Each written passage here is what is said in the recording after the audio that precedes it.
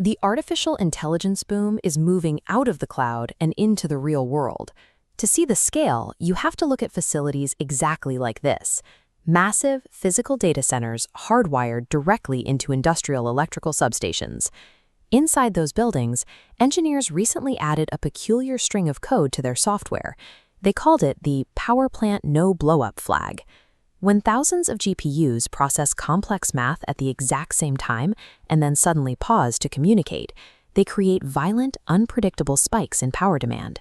Those surges travel right back up the line, destabilizing local electrical grids. To stop grid operators from simply cutting off their power, developers built an absurd workaround.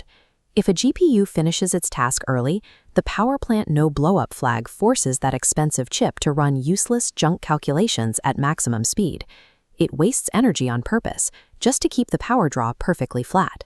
This code exists because the intelligence explosion has reached the limits of industrial manufacturing.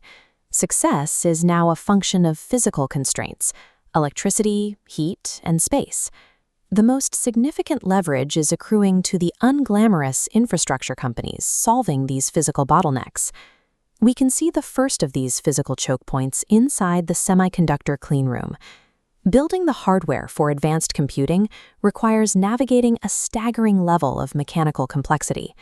The world's fastest processors are completely useless if they starve waiting for data. To prevent that bottleneck, they rely on a highly specific component called high bandwidth memory, or HBM. Looking at this schematic, you can see how HBM is constructed. Instead of a standard flat microchip, the silicon is separated and stacked vertically into multiple layers. Those layers are connected by microscopic pillars called through-silicon vias. Only a handful of companies on Earth has spent the billions of dollars in research required to successfully connect these delicate layers at commercial scale, giving them a near monopoly on the process. And as you can see on this trend line added to the diagram, demand for this stacked memory is surging. These manufacturers are already sold out of production capacity all the way through 2027. Yet Wall Street continues to value these businesses as if they are standard cyclical commodity producers, assigning them surprisingly low price-to-earnings ratios. The market is treating a highly specialized, physically constrained manufacturing process like a generic hardware part. But advanced packaging is an insurmountable technical moat, and it dictates exactly how fast AI can scale. Once you manufacture those chips, you have to connect them. But you cannot wire 1 million high-performance processors together with standard copper cables. The data loss and heat generation would be catastrophic. Instead, data centers use densely packed fiber optics to transmit information via light. There is a physical catch, though. Silicon cannot generate light on its own. To convert an electrical signal into a laser beam, the industry relies on an exotic material called indium phosphide. And right now, the supply chain capable of processing that material is severely constrained. Working with specialized photonics requires extreme precision, which creates a massive backlog in quality control. Every single optical component has to be physically evaluated. This places companies that build automated testing equipment, the highly calibrated machines that physically probe the wafers, in a position of guaranteed orders. Because you cannot cheat the laws of physics to turn electricity into light, optical component and testing suppliers now have a guaranteed, durable floor for their revenue. It is a structural advantage the broader market has largely overlooked. But none of these microscopic marvels matter if you can't plug the building in. Everything ultimately depends on the macro electrical grid.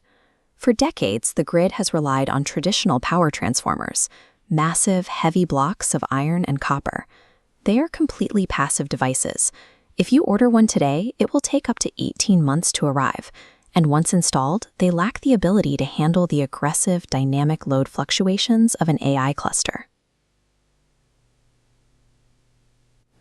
This comparison illustrates the modern solution.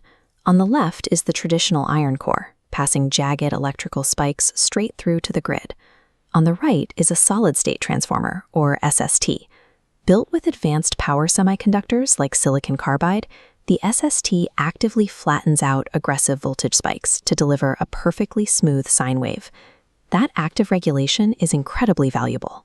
When a tech giant asks a local utility for permission to build a gigawatt facility, The utility's first instinct is to decline in order to protect their grid.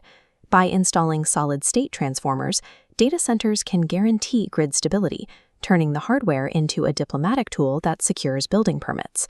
The hardware actively regulating electricity on the outside of the data center is quietly becoming just as critical as the servers doing the math on the inside, and financially, it is vastly more undervalued. A modern economic moat is a physical barrier, something like this massive shipyard. Whether it is a nuclear-certified dry dock, an advanced silicon testing facility, or a large plot of land that already holds a legally binding connection to the power grid, possessing the physical bottleneck is the ultimate leverage. Yet the financial markets maintain a lingering blind spot. Investors often look at these industrial firms and treat them as volatile hardware vendors, susceptible to brutal boom and bust cycles. The mechanics of the market are changing. To secure capacity, hyperscalers are now signing strict, multi-year, locked-in supply contracts. That guaranteed revenue effectively transforms these industrial manufacturers into quasi-utilities, generating massive and highly predictable cash flows.